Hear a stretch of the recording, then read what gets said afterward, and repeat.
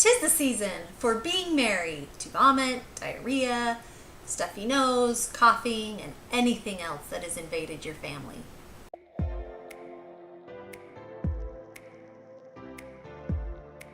Hey guys, and welcome to today's video. I'm really excited that you joined me today because we are talking about how to beat the flu.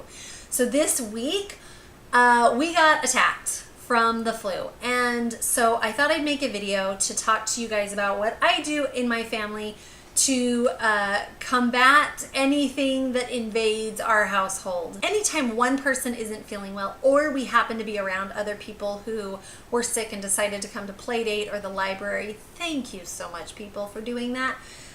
We have a regimen that we stick to. The first thing that I do anytime we're around somebody who's sick, or anytime somebody comes home who is starting to kind of feel under the weather, the first thing I do is garlic shooters.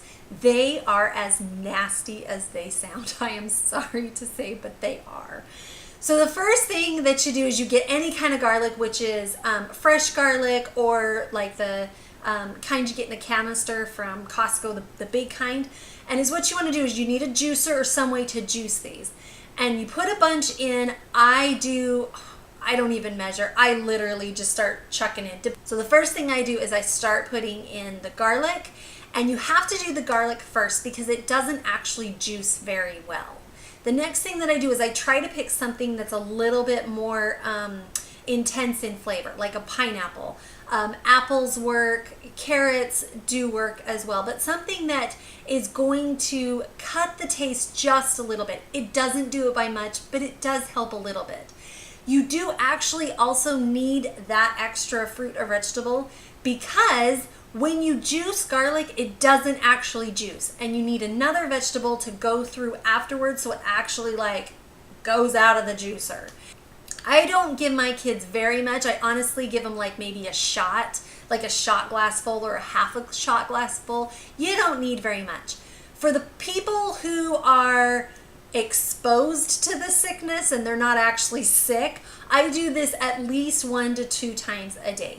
For the person who is actually sick, I really try to do this 3 to 4 times a day to really kick it out of their system.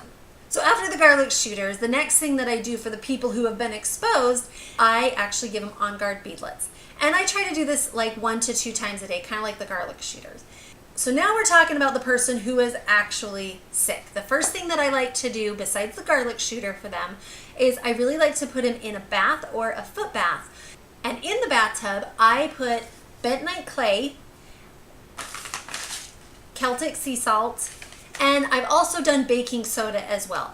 There is no wrong way to do this. I have done all 3. I have done just 2. I have done just 1. There's no wrong way. Bentonite Clay is going to draw in any bacteria. It's going to pull stuff from the body. It's going to help detox. The Celtic sea salt is going to give you some good trace minerals. It's going to help the pH balance in your body. And the baking soda is also going to help with the pH balance in your body. Once they have done a bath, the next thing that I do for the people who are sick is I put as many essential oils as I can put on this person.